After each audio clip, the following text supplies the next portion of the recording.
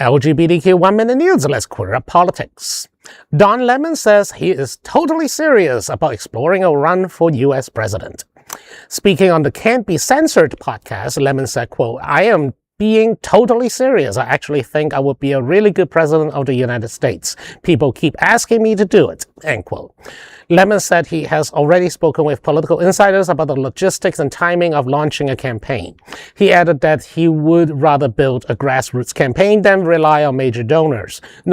While no formal campaign has been announced, Lemon said a decision could come closer to the 2027 or 2028 election cycle. Good for Don. We are going to have a very crowded field this coming presidential election. Assuming that they're not going to try to renominate, you know who again? Kamala? No, well, that. You think we're going to nominate Joe Biden? I could see some Democrats trying to nominate Joe Biden. I'm worried. I think. Without saying anything, due to the fact that it's still so far away, we probably are going to have a wide open field, at least on the Democrat side. As a former party staffer and someone who looks at all this, this is supposed to be a 1 minute news, but whatever. One on Dawn. Let's first start with Dawn.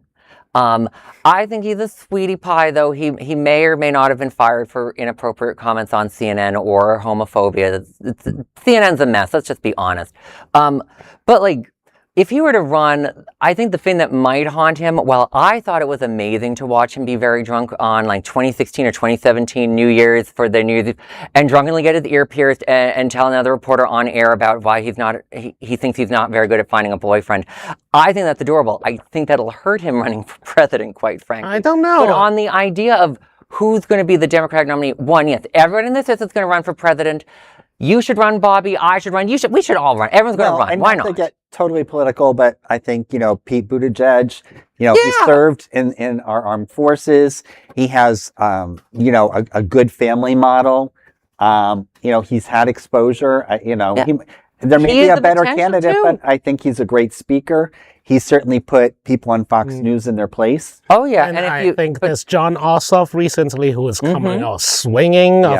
James Tallarico is great as a speaker. Yes. And he reached a lot of people who otherwise shut their ears off from blue politics. You also hinted something about where I'm going to go. One, you mentioned 3 millennials. So I remember in 2020 there was some data on who the primary voters in the Democrat 2028 primary are going to be. 2/3 of them are going to be millennial and Gen Z. I've been saying for a while, I think the most likeliest candidate is most likely going to be an unknown and or a millennial. So Dawn is one of the two, but you're hinting at it. I don't know who's going to be, but it's going to be a wild card. It's going to be very interesting come primary season, and that is an LGBTQ 1 minute news story. There's no other queer nonprofit media platform like this in the entire world. Support our LGBTQ stories by sharing them and subscribing to Queer News Tonight.